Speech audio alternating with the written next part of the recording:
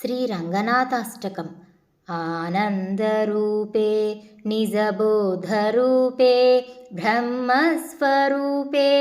श्रुतिमूर्तिरूपे शशाङ्करूपे रमणीयरूपे श्रीरङ्गरूपे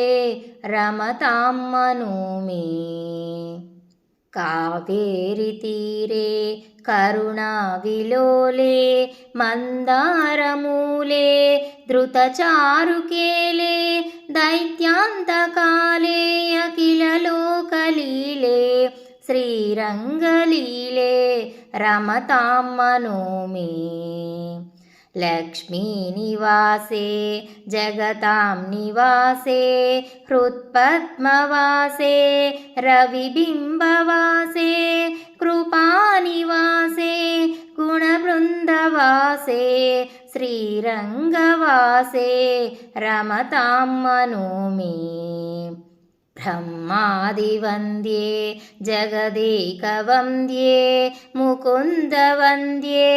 सुरनाथवन्द्ये व्यासादिवन्द्ये सनकादिवन्द्ये श्रीरङ्गवन्द्ये रमतां मनोमे ब्रह्माधिराजे गरुडाधिराजे वैकुण्ठराजे सुरराजराजे त्रैलोक्यराजे अखिललोकराजे श्रीरङ्गराजे रमतां मनोमे अमोघमुद्रे परिपूर्णनिद्रे श्रीयोगनिद्रे ससमुद्रनिद्रे सितैकभद्रे जगदेकनिद्रे श्रीरङ्गभद्रे रमतां मनोमे